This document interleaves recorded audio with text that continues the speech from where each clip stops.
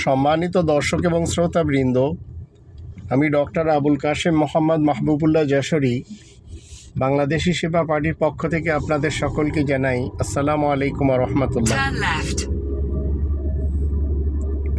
আমাদের সবসময় মনে রাখতে হবে, ইনসাফ অথবা ন্যায় দুটি এক জিনিস।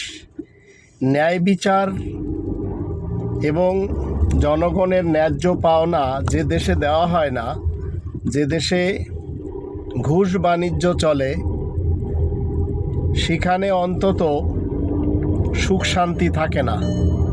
আর সেই দেশটি হচ্ছে আল্লাহ তাআলার শান্তির পৃথিবীতে যারা অশান্তির এলাকা তৈরি করেছে তার ভিতর একটি বাংলাদেশ।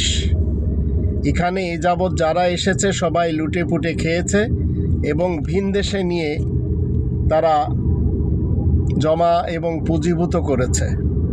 মনে রাখবেন, ইনসাফ, ন্যায় বিচার, জনগণের ন্যায্য পাওনা এটি বুঝিয়ে দেওয়ার জন্য একমাত্র বাংলাদেশি সেবা পার্টির শরিয়া শাসন ব্যবস্থার বিপরীত আর কিছুই নেই।